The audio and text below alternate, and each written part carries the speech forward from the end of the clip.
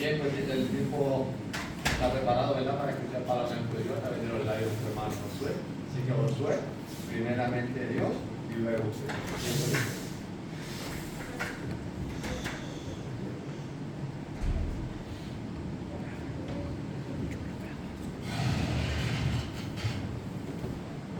Iglesia, feliz sábado. Damos gracias a Papá Dios como de costumbre por la oportunidad y el privilegio que Dios nos da una vez más de estar en su casa. Así que cada uno sabrá por qué agradecerle al Señor. Bien. Tratamos de, este tema es un tema profundo, es un tema medular, doctrinal para nosotros como iglesia. Tratamos de hacerlo de la manera más largo, vamos a tratar de resumirlo, el proceso de resumirlo todavía vamos acá arriba, para que podamos tomar los puntos más importantes del mismo. Y aquel que todavía tiene alguna duda, aquel que tenga alguna duda, pues puede aclararlo. Si no, pues la iglesia está a la disposición de conseguir la información necesaria. Así que nunca salga de aquí con una duda y se vaya para su casa, porque la duda es la puerta que el diablo necesita para sacarlo usted de aquí. Bien, dicho esto,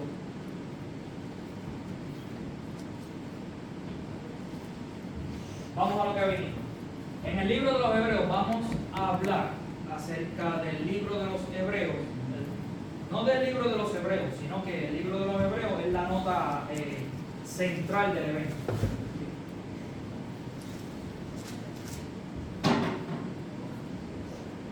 Bien, ¿qué es el nuevo pacto? Es un tema, vamos a tratar de, como dijimos, tocar puntos medulares y por encimita, tome nota. ¿Okay? ¿Qué es el nuevo pacto? Cuando a nosotros se nos menciona en el trabajo, en el diario, donde quiera que vamos por ahí, se habla del nuevo pacto, ¿qué se dice que es el nuevo pacto?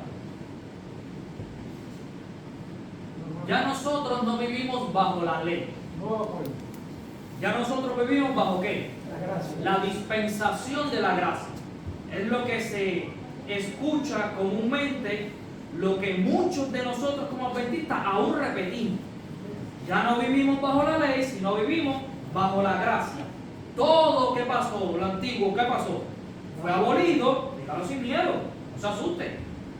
Eso no fue lo que pasó. Pero por si acaso, porque es lo común, lo que estamos acostumbrados a escuchar.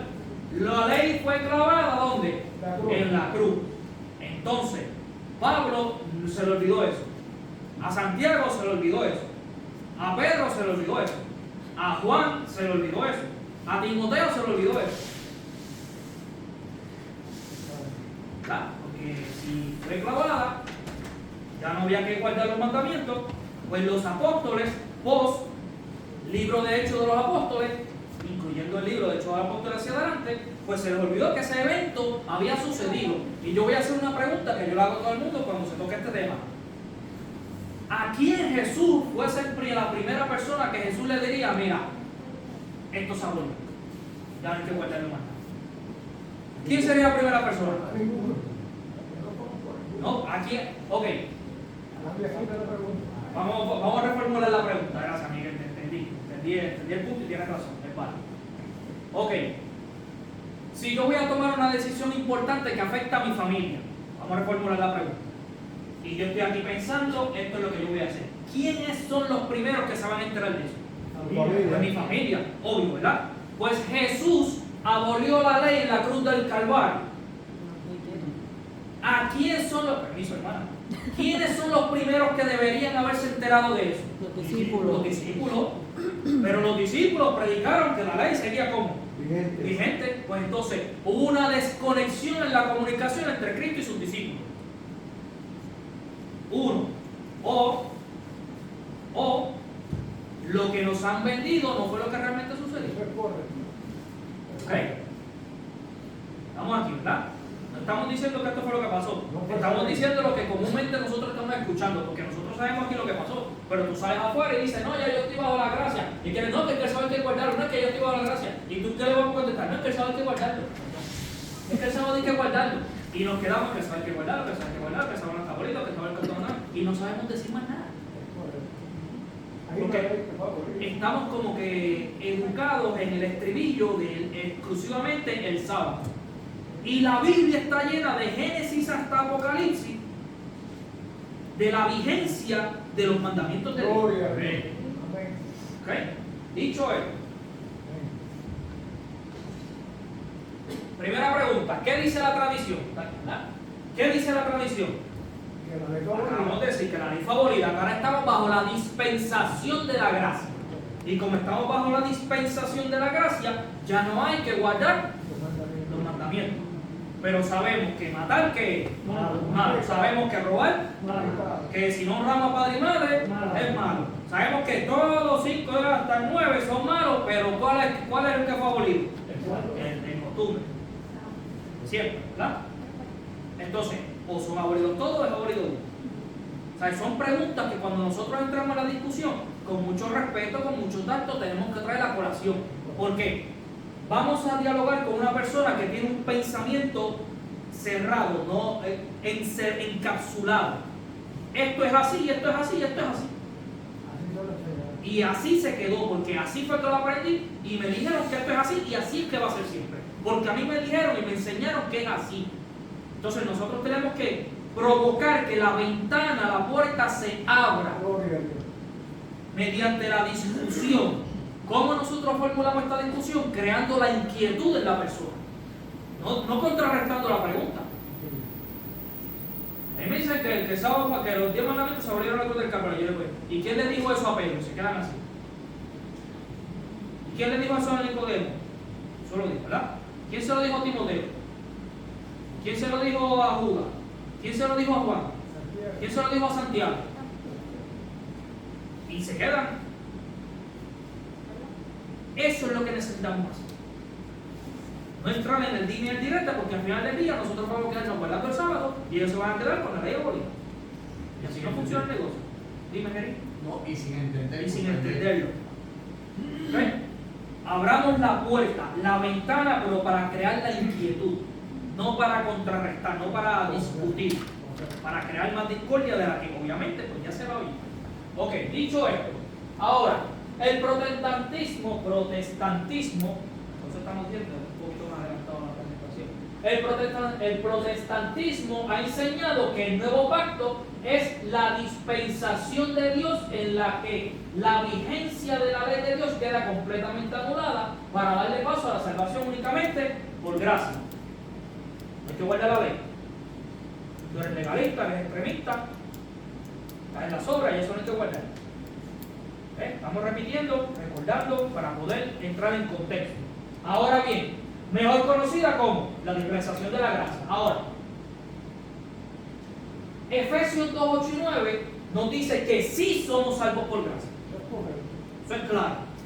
Porque por gracia soy salvo. Y esto no es don de nosotros, sino de Dios, para que ¿qué suceda?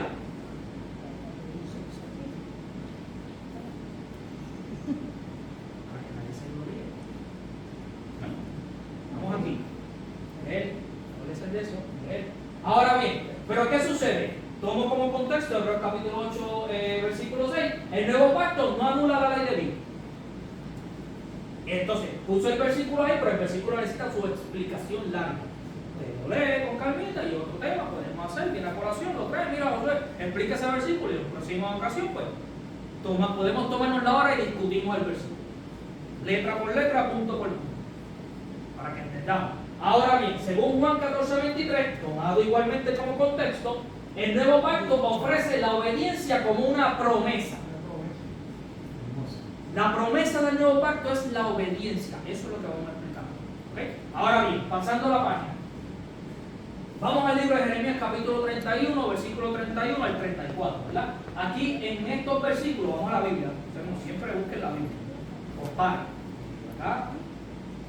Yo pude haber escrito otra cosa y lo estoy cogiendo de lo que no son. Así que, comparen. El libro de Jeremías, en el capítulo 31, versículo 31 al 34, es el versículo donde se comienza a explicar, o el Señor nos habla acerca de lo que es el nuevo pacto. ¿Qué sucede aquí? que el Señor está hablando del nuevo pacto, pero lo está hablando en el Antiguo Testamento. ¿Y qué tiene que ver eso? Vamos a verlo más adelante. Jeremías capítulo 31, versículo 31 al 32. Estamos ahí. Amén. 31, capítulo, versículo 31 al 34. Vienen días. Si vienen días, ¿cuándo es eso? En el futuro. ¿Ves? Vamos a desglosar el versículo, para con ese solo versículo nosotros poder comprender la vigencia o anulación de la ley de Dios. Vienen días. Si vienen días, ¿cuándo es? Dicen los adventistas, la iglesia de Montón. Dice Jehová. Perdón. Dice el Señor, en que haré un nuevo pacto con quién. Con la casa de Jacob y la casa de quién. Y con Judá o Israel, dependiendo de la versión. ¿Quién es la casa de Israel? ¿Quién es la casa de Jacob? ¿Y quién es Judá? Bíblicamente, ¿quiénes son? El pueblo de Dios. De los cuales tú y yo, por gracia, somos parte. ¿Ok? Hemos sido injertados. Somos gentiles, aceptados por la gracia de Dios. Dice el versículo 32, el Señor va a hacer un nuevo pacto. No como quién. Como el pacto que hice cuando. Pasado. O sea que Dios había hecho un pacto con su pueblo antes. Por eso ahora dice que va a ser uno nuevo, futuro. No como el pacto que hice no como el pacto que hice con sus padres. ¿Qué es padre de quién? El padre de Judá, el papá de Judá nombre y el papá de Jacob nombre, que quiénes eran. El pueblo de Israel antiguamente. Estamos ahí, ¿verdad? Estamos desglosando el texto. No como el pacto que hice con sus padres el día, ¿qué día? Que tomé de dónde. ¿Qué dice ahí? Que el día que le tomé de su mano para sacarlos de Egipto. Quiere decir entonces que si Dios hizo un pacto con el pueblo el día que lo tomó de su mano para sacarlos de Egipto.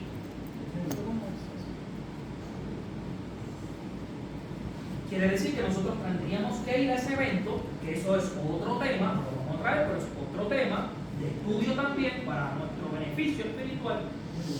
Buscar el día en que Jehová Dios sacó al pueblo de Israel con su mano de Egipto y los trajo. ¿Ok? Libro de Éxodo, capítulo 13, capítulo 14, capítulo 15, capítulo 16. Sigue diciendo el texto. Porque ellos, ahora, vamos a formular una pregunta. Vamos a decir el versículo, a terminar el texto. Vamos a terminar el 31. Porque ellos invalidaron mi pacto, aunque yo fui un esposo para ellos.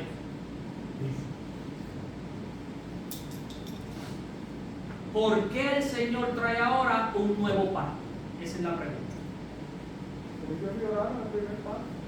El Señor tuvo que traer un nuevo pacto porque su pueblo había invalidado el pacto antiguo. Ahora el Señor nos va a explicar qué es lo que significa eso.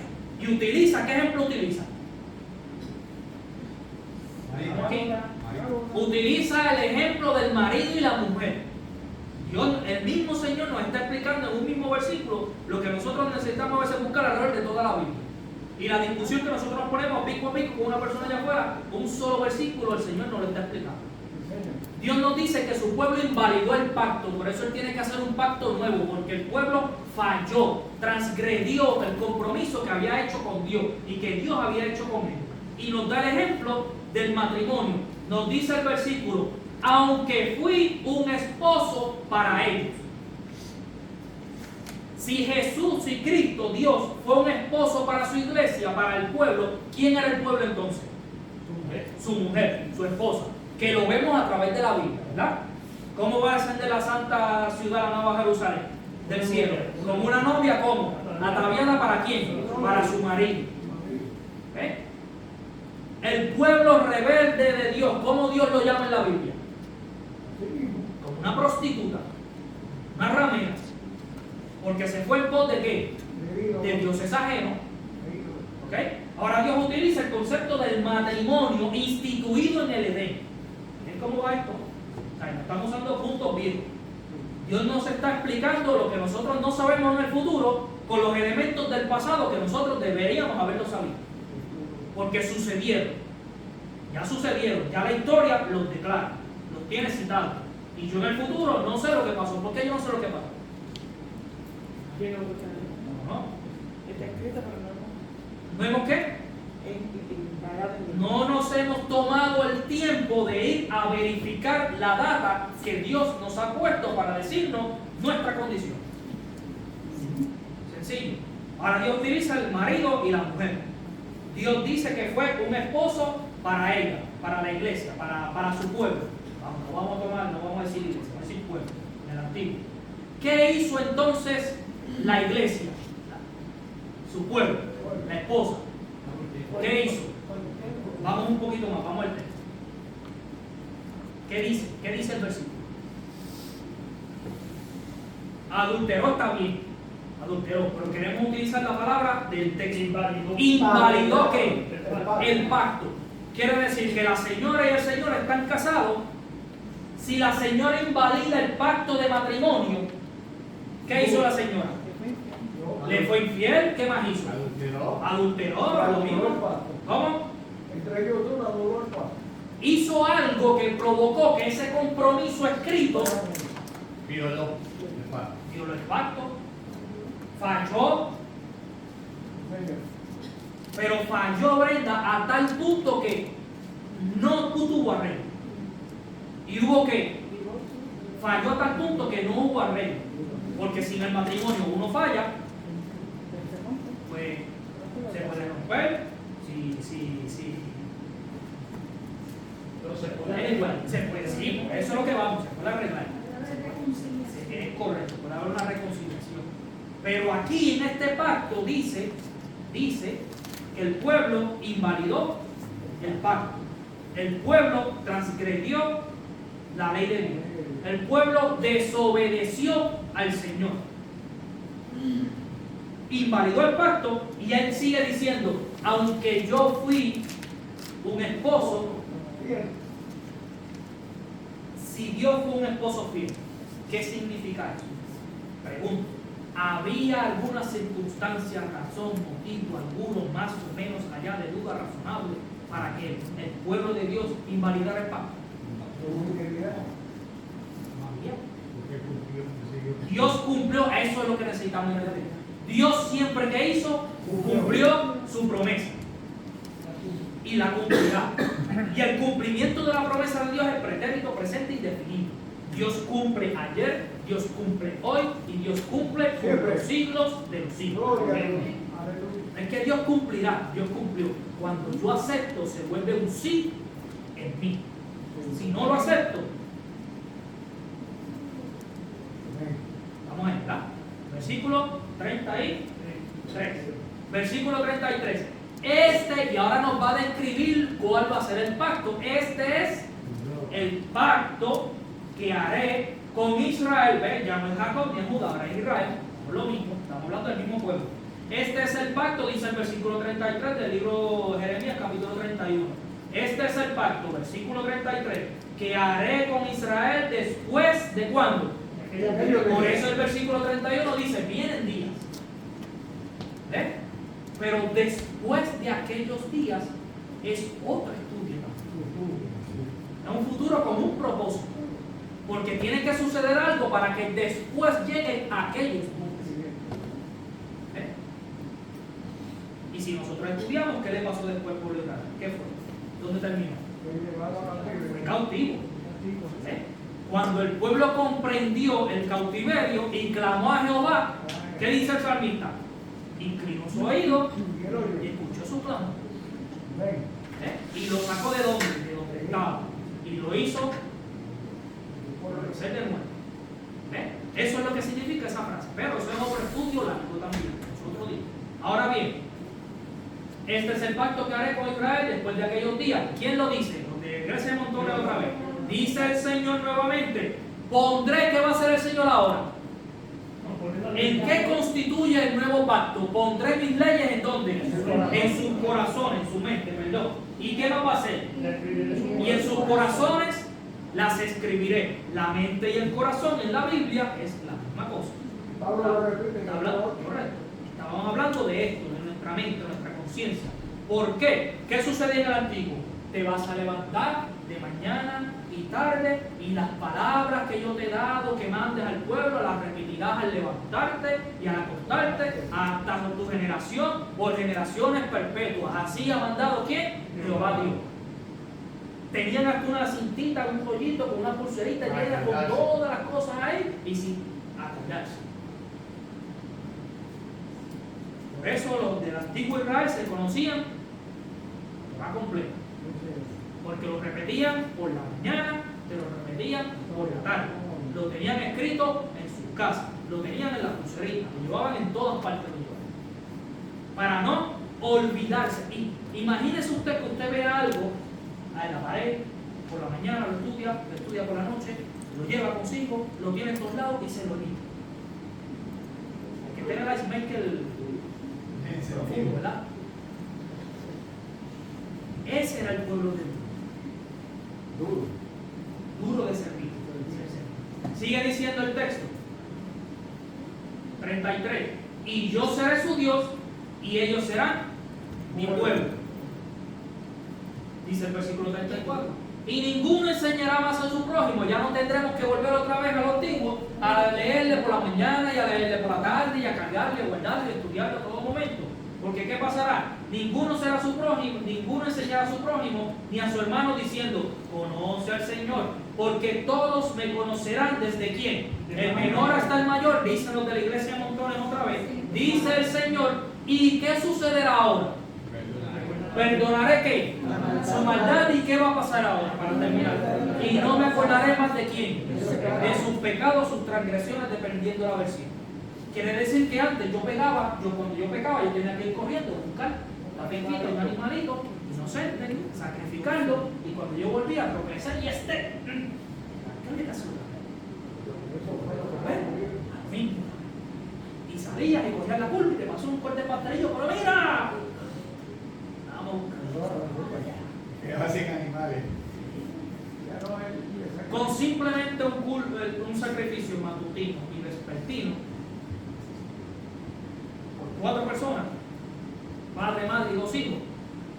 ¿Cuánto tienes ahí? 8 animales al día. Tienes 8 al día. Por 7, 7 por 8, ¿cuánto es? ¿Una calculadora? ¿Cuánto? Ajá, ¿por cuánto? Por 30 días. Imagínate. Exacto. Eso es 2 veces, imagínate si fuera más. Era mejor ser soltero. Pero eso era. Pero todo eso tenía un propósito. Y el pueblo no entendió el propósito de él. Por eso el Señor tiene que volver nuevamente a reconfirmar a su pueblo. Eso no lo quiso ver sin ahí. Okay. Ahora bien, discutimos el versículo. ¿Está bien con esa discusión? ¿Alguna duda, pregunta acerca de él? Voy a contestar, yo voy a contestar, Miguel y Gerardo van a contestar. ¿Estamos claros? Podemos pasar la próxima página. Vamos a pasar la página. Ok, si apretamos este botón ahora, ¿en qué consiste el nuevo pacto? El nuevo pacto no consiste en la abolición de la ley, porque no lo dice en esos versículos, porque es donde hace mención al nuevo pacto. No dice ahí que se va a abolir la ley en ninguna parte que yo recuerde, no lo leo. Ahora, no consiste en la anulación de la ley o la abolición, lo mismo. Porque unos dicen que la anularon, otros dicen que la radicaron y se inventan 200.000 palabras para decirte, tratar de engañarte con el mismo punto. No. ¿En qué consiste la ley? Jeremías 31:33. En la promesa que Dios ha hecho, la promesa divina de poner la ley de Dios ¿en dónde? En nuestra mente y en nuestro corazón. Para que nadie tenga que decirnos ahora, Miguel, conoce a Jehová. Ya nadie tiene que decirle a Gerardo, conoce a Jehová. ¿Por qué? Porque Jehová lo conoce, porque ¿dónde quiere morar Jehová? No dónde está. Escuchen, vamos a hacer el paréntesis. No dónde está, dónde quiere morar Jehová. En el corazón y en la mente de Gerardo, de cada uno de nosotros. Y me harán un santuario. ¿Y qué va a pasar? Sin santuario puede habitar el Señor. Amén. Necesito un santuario para habitar. ¿Y dónde está el santuario? Porque yo soy ¿qué? ¿Templo de quién? Esa es la cadena. Eso no se puede desenredar. Se puede salva. Sus labores son inseparables. Ahora bien, discutimos esto, pasamos la página. Los profetas basan sus libros en el marco teórico, un marco teórico común, que es el Pentateuco, el libro de Deuteronomio. Cuando nosotros estudiamos todo lo que es el Antiguo Testamento es un estudio, vamos a decirlo, profundo. Cuando no simplemente leemos, sino cuando hacemos un estudio de los textos en el Antiguo Testamento, el que tú vayas a estudiar, cualquiera de ellos, tiene su trasfondo en el libro de Deuteronomio, donde Dios instruyó a su pueblo. Esta es la vida. Ese es el punto de partida para la enseñanza bíblica a través del Antiguo Testamento. ¿Okay? Ahora bien, Jeremías habló del nuevo pacto. Pero si el libro de Jeremías acabamos nosotros de decir que el libro de Jeremías habla del nuevo pacto y el libro de Jeremías tiene como base, fundamento el libro de Deuteronomio, ¿qué debería ser el libro de Deuteronomio también?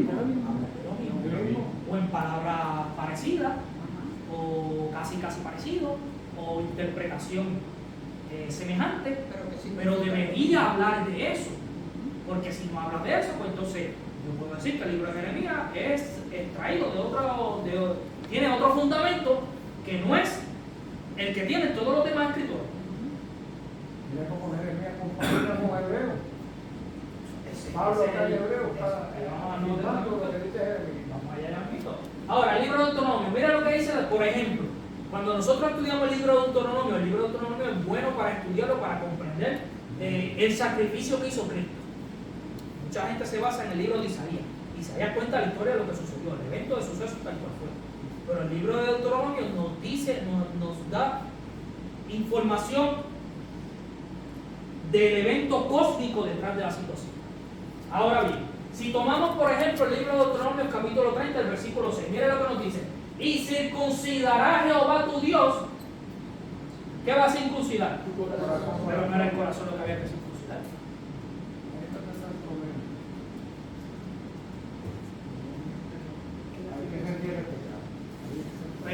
Pero es que lo que se circuncidaba en el pueblo de Israel no era el corazón, era el prepucio. ¿De dónde ese hombre sacó eso entonces? Eso no encaja en lo que estamos estudiando. Y circuncidará Jehová tu corazón. ¿Y el corazón de quién?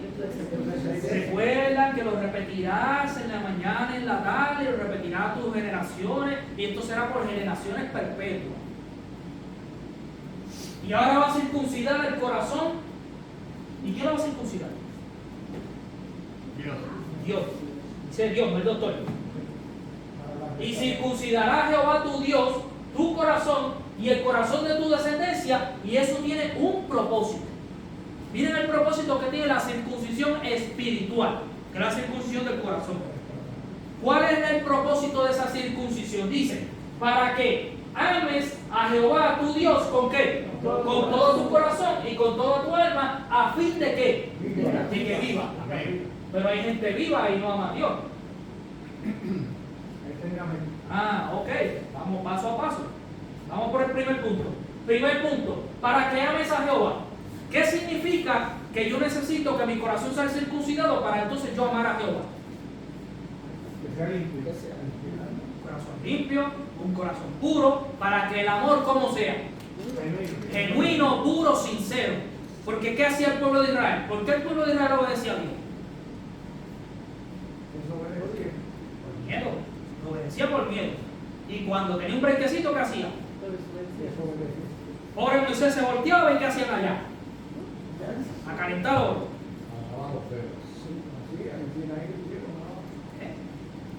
Entonces tenemos que hacer la relación, entre un texto, un libro y otro texto en otro libro, para poder realizar el engranaje de manera correcta. ¿Ok? Repasamos. Y circuncidará Jehová Dios tu corazón, tu Dios. Jehová no cualquier Dios, Jehová tu Dios. O sea que si Jehová es mi Dios, ¿qué va a hacer el Señor? Circuncidar mi corazón. Circuncidar mi corazón. ¿Por qué va a circuncidarlo?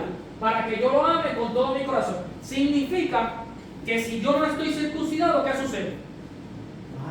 Yo no amo al Señor con todo mi corazón, porque me falta la circuncisión espiritual.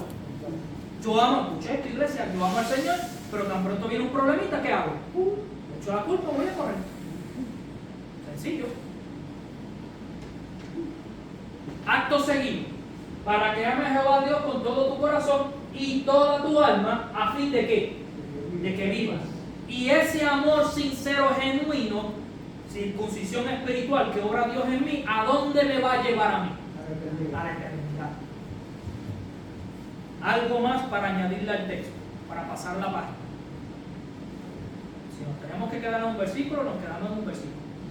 No es escuchar el tema ahí a los papagayos y se fueron y ya. Necesitamos comprenderlo paso a paso. Hay una palabra que me gusta mucho, es descendencia. Tu descendencia. Me encanta. Somos nosotros. Y los Un precepto bíblico que es eterno es la tercera y cuarta generación. Eso no falla.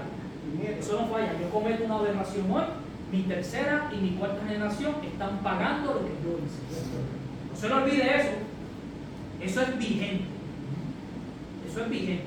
Si no lo hice yo, lo hizo alguien encima de mí, detrás de mí, y yo sigo pagando la consecuencia. Lo importante es que podamos cortar. Hacer como hizo el rey. Se acabó. Como hizo el sacerdote. Mirar, ¿qué es lo que hay aquí? Ídolos. No, esto no puede ser así. Esto hay que quemarlo todo. Esto hay que limpiarlo todo. Todos esos profetas, falsos profetas, hay que cortarles la cabeza. Hay que limpiar el pueblo.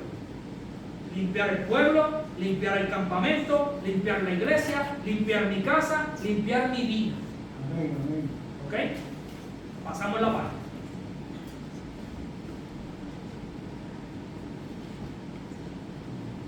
En contraproducencia con esto, la dispara. Ahora bien, ¿cuál es la conclusión de todo esto? Un detalle. ¿Qué le recuerda a Dios a su pueblo en Deuteronomio capítulo 3? Dios va a circuncidar nuestro corazón para que lo amemos. Y aquí tenemos dos puntos. O yo lo obedezco porque yo quiero ¿qué? vida. Yo quiero vivir eternamente. Yo quiero estar con Él. Como yo quiero estar con Él, yo lo amo, no lo obedezco por obligación. No lo obedezco porque para yo poder tener lo que quiero comprar, lo que quiero tener. Yo lo obedezco porque lo amo, porque Él me amó a mí primero. ¿Okay? Entonces, esa es la obediencia. Pero yo puedo escoger la desobediencia, que fue lo que escogió el pueblo de Israel. Y como el pueblo el de Israel escogió la desobediencia, ¿qué tuvo que esperar? Tuvo que esperar que se cumpliera el tiempo que dice el libro de Deuteronomio después de aquellos días. Porque no quisieron obedecer a Dios. ¿Okay? Ahora, dicho eso, vamos bien, ¿verdad? Pasamos la página. Incluso después de aquellos días, cuando el pueblo fue llevado en cautiverio, ¿qué hizo Dios? ¿Cómo Dios siguió llamando a ese pueblo? Pueblo mío. Y le decía al profeta, pueblo mío, ¿cómo es mi pueblo? Rebelde. Mi pueblo, ¿cómo es? De dura cerviz. Mi pueblo, ¿cómo es? Incircunciso. ¿Cómo es mi pueblo? Violador de mis mandamientos. ¿Pero cómo se llama? Mi pueblo. Y ahí nosotros podemos comprender que Jehová siguió tratando a su pueblo como un esposo fiel. Aunque su pueblo lo dejó, lo abandonó, Dios siguió llamándolo su pueblo. Y aun cuando su pueblo fue en cautiverio, ¿qué hizo el Señor? Se mantuvo siempre al margen, pero pendiente a su pueblo.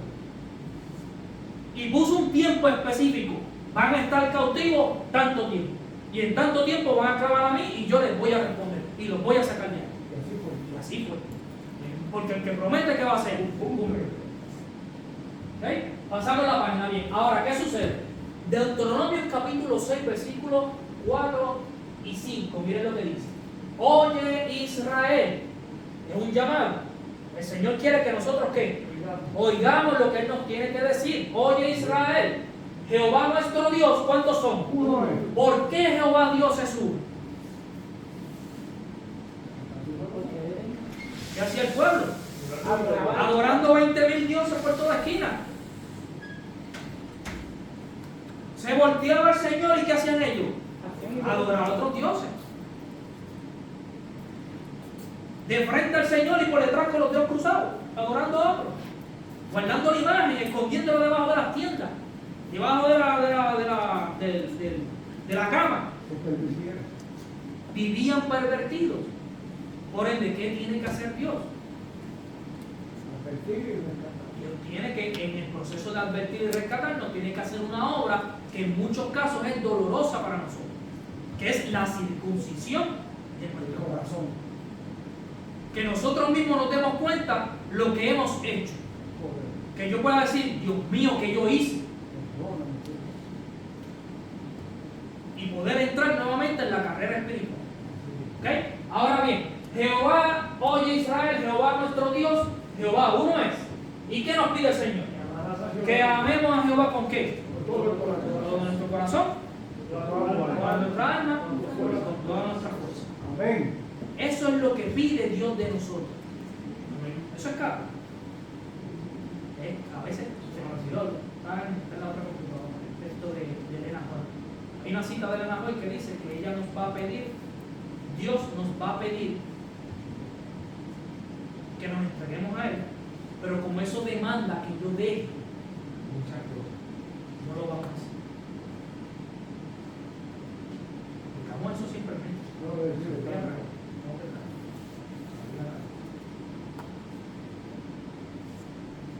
Dios tiene que hacer una obra en cada uno de nosotros, para que nosotros podamos comprender que Él nos sacó con su propia mano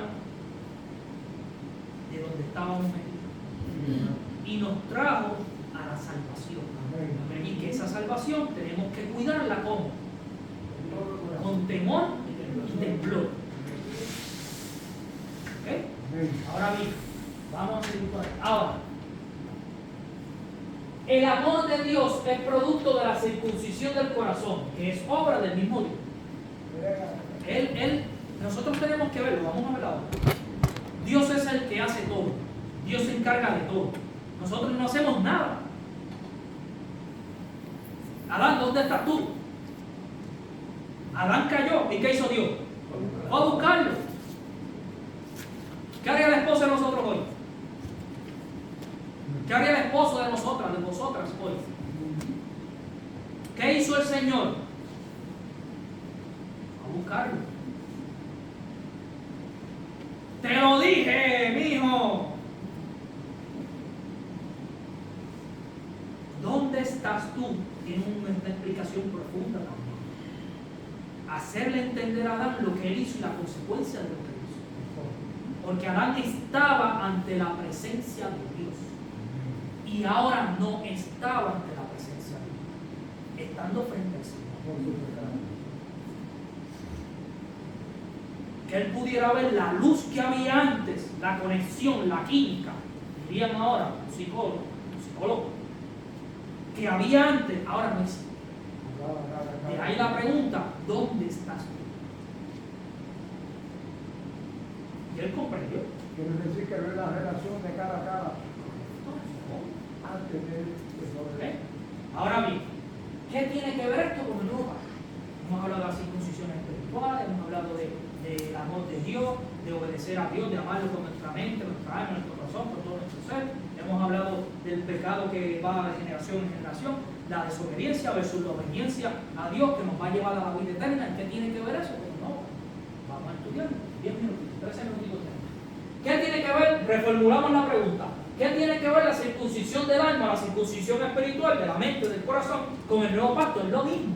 Mente, alma, corazón. Recuerden el himno. Mi espíritu, alma y cuerpo. ¿Quiénes son? Mi ser, mi vida entera. Nosotros no somos triple. No tenemos una triple amenaza de espíritu, alma y cuerpo. Somos soplo de vida, aliento de Dios versus polvo de la tierra. Por eso usted va al doctor y se saca una prueba de sangre y ¿qué hay ahí? Todo lo que hay en la tierra. Todos los elementos de la tierra. Y cuando morimos, ¿a dónde vamos? El aliento vuelve ¿a quién? ¿Qué hizo Dios? Fue el que lo dio y el polvo vuelve a donde era. Y no nos acordamos más ni tenemos más parte de lo que se hace donde debajo de eso. Porque estamos muertos. Y nada sabemos, nada tenemos. Nosotros tenemos. Eso es bien. Ok, ¿qué tiene que ver la circuncisión del alma, la circuncisión espiritual de la mente y del corazón con el nuevo pacto? Ahora bien, Esta es la única manera en que nosotros podemos amar a Dios con todo el alma. La única manera en la que yo puedo amar a Dios verdaderamente, en la que yo me puedo entregar a Dios completamente, es permitir que Dios circuncide mi corazón. La obra del Espíritu Santo. Estamos aquí, ¿verdad? ¿Dudas, preguntas con esto? Vamos a explicarlo. Ok. Miren lo que dice Filipenses capítulo 2, versículo 13. ¿Qué es lo que sucede aquí? Pues Dios es quien pone en nosotros tanto el hacer como el querer. ¿Por qué? Por su buena voluntad. Quiere decir que aún la circuncisión no es que yo vaya a Dios. Dios circuncida mi corazón. Dios provoca eso. Amén. Que cuando nosotros vamos a Dios, Dios mío, no es que yo fui voluntariamente. Fue que Dios puso en mí el deseo de ir a Él. Dios es el que obra tanto el hacer, lo que estamos haciendo, como el querer antes de hacer, porque esa es su voluntad. ¿Y cuál es la voluntad de Dios en la vida? Que ninguno perezca, sino que todos procedamos. ¿No es eso lo que estamos estudiando ahí? Y no estaba ese versículo. ¿Okay? Ahora bien, un corazón que no ha sido circuncidado versus un corazón que sí ha sido circuncidado. Vamos a ver.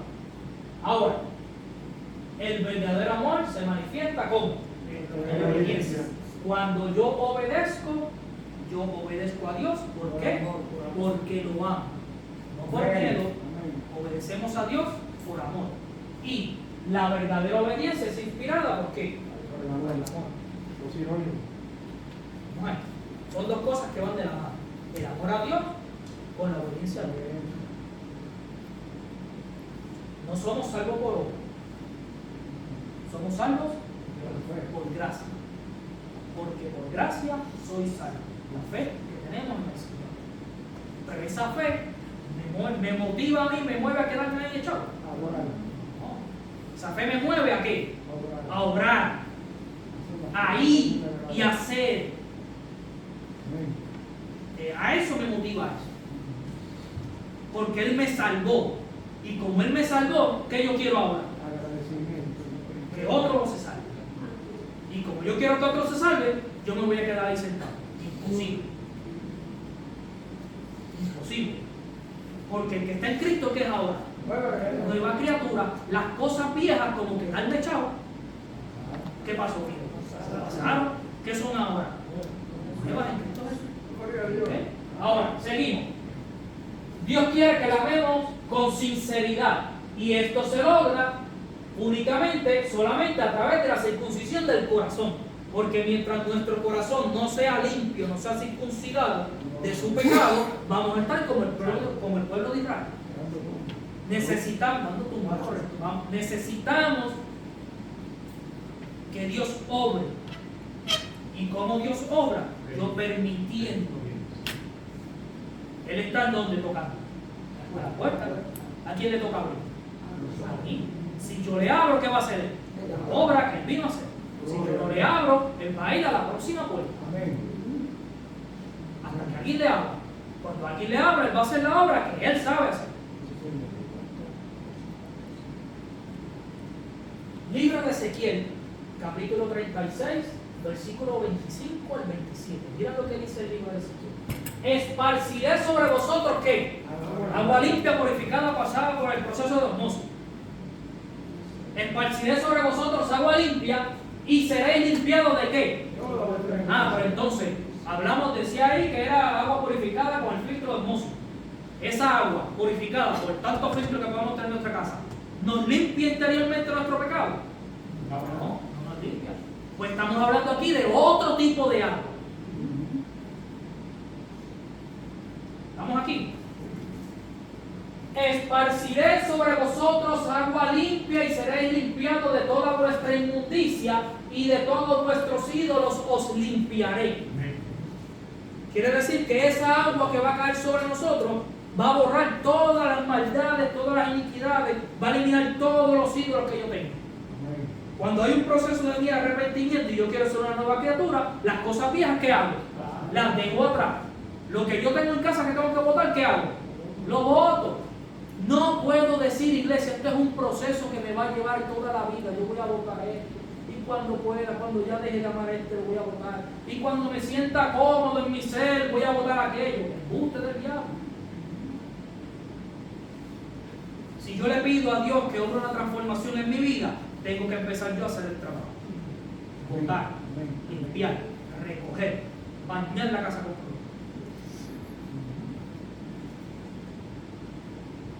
Dice el versículo 26, os daré que va a hacer ahora el Señor. Ahora nos van a hacer una operación, corazón abierto. Nos van a dar un corazón nuevo ahora. Pondré mi espíritu nuevo dentro de vosotros. Nos van a desalentar y nos van a alentar nuevamente. Y quitaré de vuestra carne el corazón de piedra. Ahora el corazón no es una bomba. No es el corazón, es esto. ¿De qué está llena nuestra cabeza? ¿Cómo es nuestra cabeza? Piedra. Por eso Dios llama a su pueblo que es de dura servicio. Son duros. Son duros. No hacen caso. Y uno les dice, y les dice, y les dice, y les dice. Sabemos que las cosas malas nos van a pasar. ¿Y qué hacemos? Seguimos empecinados en quererlos. ¿Y quién entiende esto así? Permanece el Señor batallando contigo y con yo todos los días de su vida, de nuestra vida. Más con las generaciones antes, más con las que faltan. Con el mismo machaca y el mismo río. Dice, y pondré dentro de vosotros mi espíritu y haré que andéis en mis estatutos y guardéis mis preceptos y lo pongáis por obra. Ahora bien, Dios hará que nosotros andemos en sus estatutos. ¿Quiénes son sus estatutos? Sus mandamientos. El contexto bíblico son sus mandamientos. Guardemos sus preceptos. El contexto bíblico son sus mandamientos. Y los pongamos por obra. Los pongáis por obra. ¿Qué significa ponerlos por obra? Practicarlos. Vivirlos, practicarlos y obedecerlos. Obedecemos, vivimos, practicamos. Para que eso suceda, ¿qué tiene que suceder? La limpieza. Una limpieza. Tiene que el Señor meternos en la lavadora, llenarla hasta ahí y ponerla a batir. En ciclo online. En el heavy. Y cuando termine de dar vuelta, ¿qué hay que hacerle? Dale otra vez. No, ya terminó. Dale otra vez. No, ya votó, ya terminó. Dale otra vez. Dale ciclo. Dale otra vez. Dale repeat. A la lavadora existe un botón que diga repeat. Dale repeat. Varias veces. Para que nosotros podamos obedecer a Dios, amar a Dios y poner sus preceptos, mandamientos, estatutos, decretos por obra, necesitamos pasar por el proceso de la limpieza de nuestro corazón. Amén. Si eso no ha llegado, lo otro no se puede llevar a cabo. Y yo me voy a parar aquí y voy a decir, yo obedezco. ¿Quién sabe si obedezco o no? Dos personas. Dos seres saben. Yo y Dios. Dios y yo. Nosotros sabemos si sí o si no. Yo sé de la pata que yo cogeo. Yo no puedo ponerme a buscarle, esto le toca a fulano, esto le toca a Pedro. Eso que están diciendo ahora le cae a Pedro, mira, ya. Es yo. Dicho esto, ¿qué tiene que suceder? Necesitamos ser lavados. Ahora, ese lavamiento espiritual tiene unos químicos que hay que ponerle para que se pueda llevar a cabo. Esos ingredientes naturales, químicos naturales. Ahora, ¿qué ingredientes naturales tiene el lavamiento que Dios va a hacernos a nosotros para que nosotros podamos amarlo, obedecerlo y poner en práctica la obra que Él nos dio? ¿Qué quiere que hagamos? ¿Qué necesitamos? ¿Qué hay que hacer? ¿Qué hay que hacer? ¿Qué hay ahí? ¿Qué hay ahí? Hay que el ingrediente del espíritu nuevo. ¿Dentro de dónde?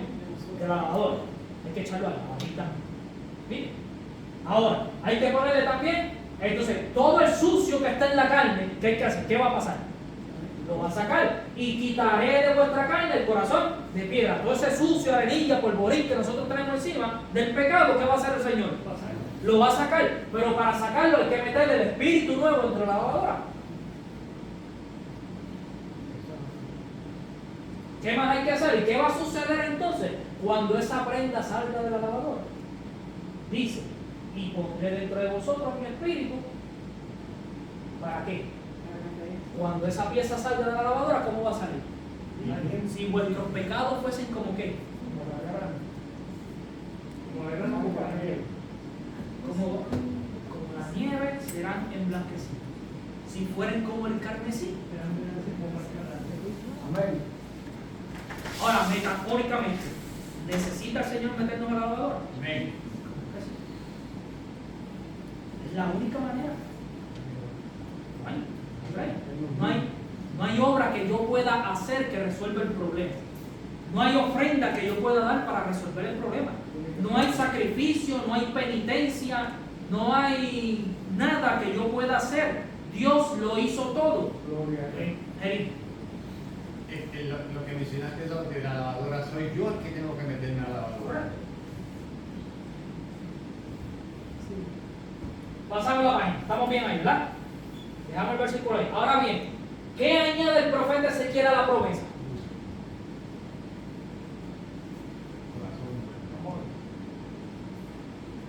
¿Qué le añade el profeta Ezequiel a la promesa?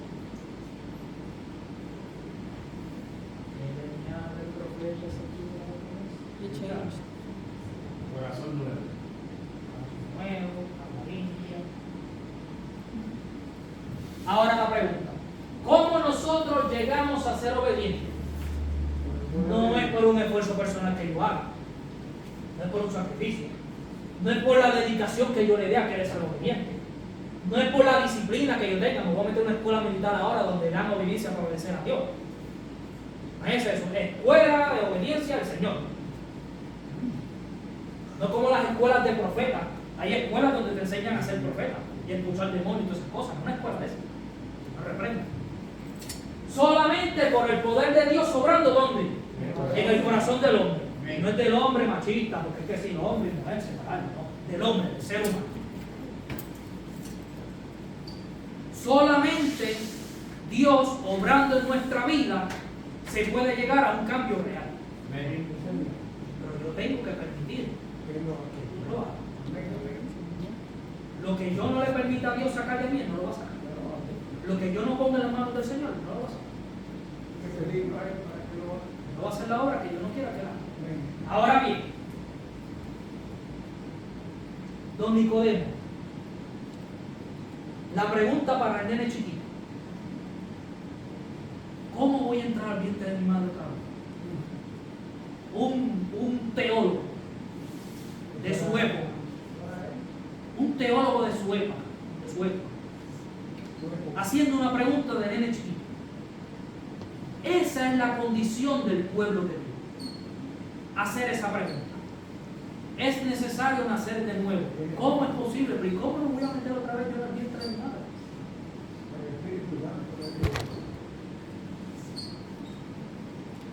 ¿De qué necesitamos nacer? Le digo el Señor a Nicodemo. Del agua y del Espíritu.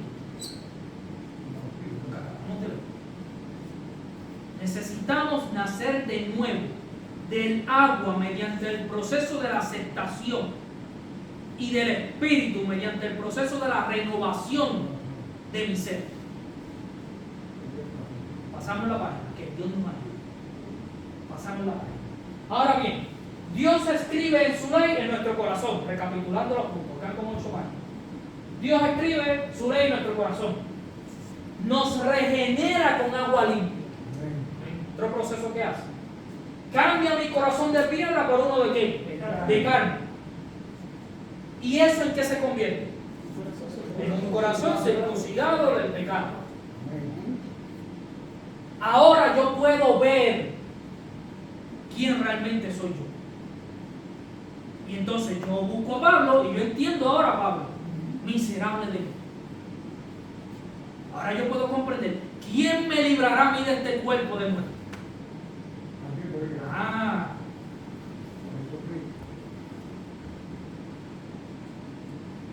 ¿Qué dice el Nuevo Testamento acerca del nuevo pacto?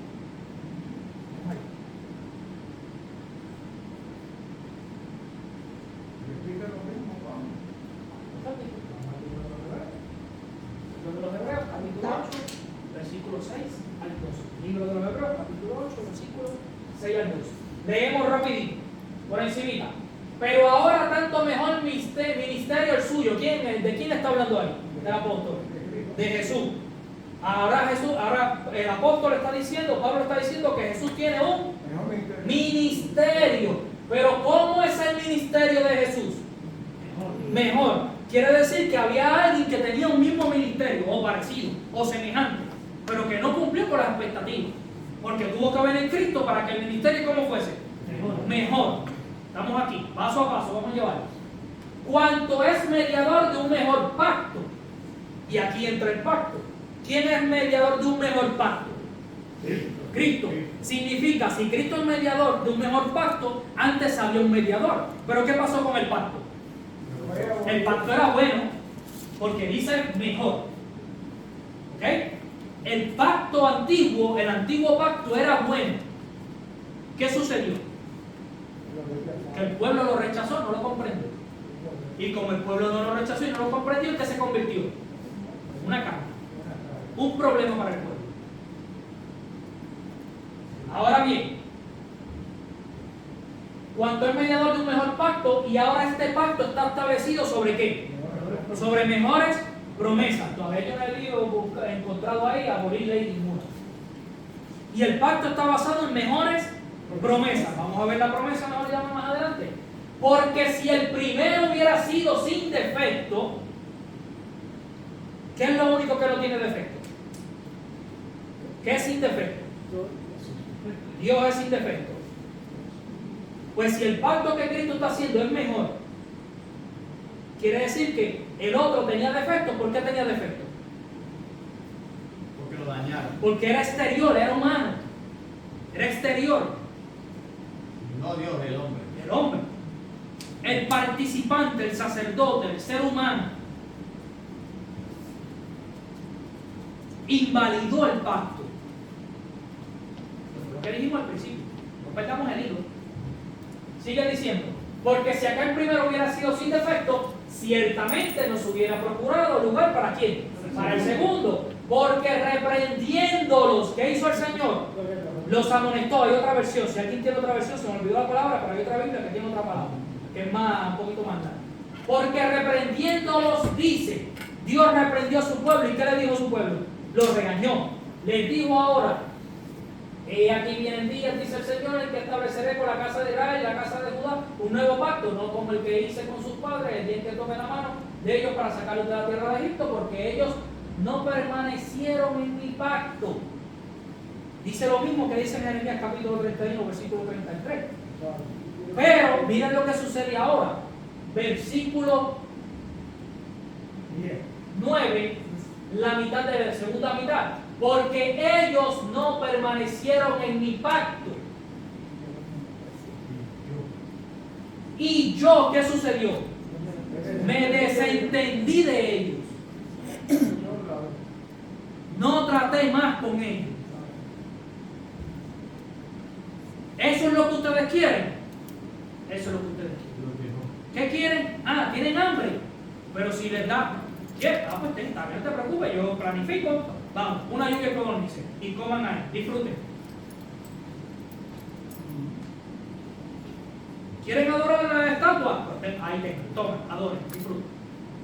¿Qué quieren ir en pos de Baal? Ah, pues tranquilo, no se preocupen, ahí está la puerta, vayan. ¿Qué quieren? ¿Adorar ídolos? ¿Tiene serpientes? Tengan todas las que, mira, ahí tiene serpientes, disfruten. ¿Qué quieren? ¿Un gobernante? Ah, pero es que el gobernante, no te preocupes, profeta, no te preocupes, no te están rechazando a ti. ¿A quién le están rechazando? A mí. Ah, pues tengan, ahí tienen gobernante, disfruten su gobernante. Y no sucede lo mismo hoy. Es lo mismo, la historia se repite. Nosotros conociendo lo que sucedió, hacemos exactamente lo mismo. Peor.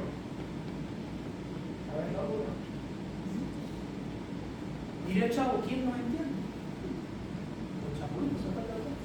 Ahora bien, dice el versículo 10, y me encendí de ellos, dice el Señor, el 10, por lo cual este es el pacto que haré con la casa de Israel después de aquellos días, dice el Señor, pondré mis leyes en su mente y en sus corazones escribiré, serán por ellos, y será para ellos por Dios, y seré a ellos por Dios, y ellos serán mi pueblo, y ninguno enseñará a su prójimo, ni ninguno a su hermano, diciendo, conoce el Señor, porque todos me conocerán desde el menor hasta el mayor, porque seré propicio a qué? A su justicia. ¿Y qué más? Y nunca más me acordaré de sus pecados ni de sus iniquidades. Es la promesa que el Señor nos hace. Ahora, para ir terminando, un mejor pacto con la garantía de mejores promesas encabezado por el sacerdocio de Cristo. Gloria a Dios. Eso es el nuevo pacto. En el lugar santísimo. Suma sacerdote. No se anula la ley de Dios en ninguna parte. Digo, yo no leí, no sé ustedes, verifiquen en su casa, estudien lo más profundo y verifiquen. Porque si lo están vendiendo, debe estar por alguna parte. Estudien. Verifiquen. Se le da la obediencia por amor como promesa de salvación. Y faltó una vez. Como promesa de salvación. Pero la salvación no es por gracia. Así, ¿ok? Sí, Dios. Efesios capítulo 2, versículos 8 y 9, lo tenemos aquí, no se nos puede ir, porque no podemos decir una mentira a mitad del diálogo. Y acabamos. Regalo. Porque por gracia, ¿qué pasa? Soy salvo. ¿Y esto qué pasa? No es de vosotros, pues es don de Dios. Quiere decir que yo no puedo hacer nada para ganarme la salvación. Viene, Dios la otorga gratuitamente porque me amó desde antes de hacer el mundo. Desde que yo estaba en el vientre de mi madre, ¿qué pasó? Él me conocía. Te dije, mío eres tú. Para que nadie que haga se gloríe. Los mandamientos no nos van a salvar, pero la justificación, la santificación se manifiestan ¿cómo? A través de la obediencia ¿a qué? A los mandamientos de Dios. Esos mismos lunes pasados fueron que este servidor le predicó al barrio. Eso mismo. Y eso es lo que hay que estar predicando. Nosotros no somos salvos por gracia, pero la salvación que Dios nos ha otorgado no me puede dejar sentado sin hacer nada. Bueno. No es salvación entonces. Dios no me ha salvado si es así. Nada nuevo ha pasado en mi vida. Porque sigo en lo mismo. Ahora, queda dos más. Mateo 26, 27 y 28, miren. Y tomando la copa, tomó Jesús la copa y habiendo dado gracias dijo, ¿qué dijo? Dijo, bebed de ella todos. Porque ¿qué es la copa que el Señor iba a beber? La sangre de quién? Del nuevo pacto que por muchos es derramada. ¿Para qué? Remisión de pecados. O sea que los animalitos cogieron un descanso. El cordero está ahí uno y para siempre. Su sacrificio fue hecho una vez y para siempre.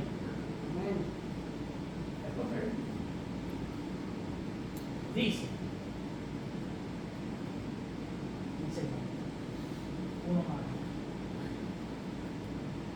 Hebreos capítulo 13, versículo 20 y 21, para ir terminando. Mira, me quedo más. Y el Dios de paz, que resucitó de los muertos a nuestro Señor Jesucristo, el gran pastor de las ovejas. ¿Por qué? Por la sangre del pacto eterno. Ahora pregunto yo, si este es el pacto que estaba hablando Mateo, que es el nuevo pacto, el que habla Hebreo, el que habla Efesios, ¿es nuevo o es eterno? ¿O siempre estuvo? Bueno, simbolizado por los animalitos. ¿Por la sangre de quién? Del pacto eterno. Quiere decir que el pacto que Dios hizo con su pueblo, ¿cómo es? Eterno. Mientras yo siga fallando, ¿cómo sigue siendo Dios? Os haga aptos para toda buena obra, para que hagáis su voluntad, haciendo Él en vosotros lo que es agradable, delante de Él, ¿por quién? ¿Quién es el que obra en nosotros? Jesucristo, por el querer y por hacer de su buena voluntad, al cual sea toda la gloria, ¿por cuándo? Por los siglos de los siglos, amén.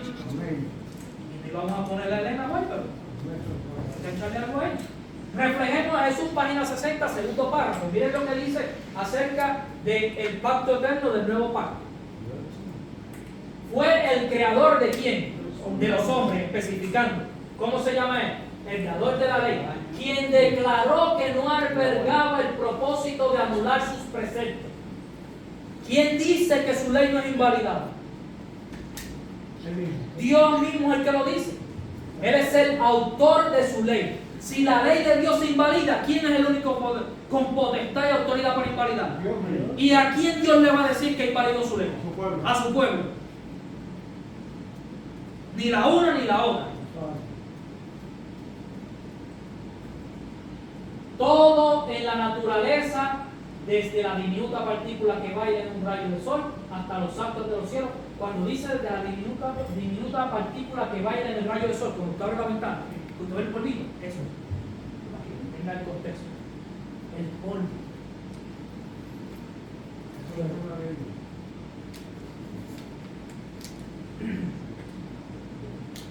De la obediencia a estas leyes dependen el orden y la armonía del mundo natural. Es decir, que grandes principios de justicia gobiernan la vida de quienes.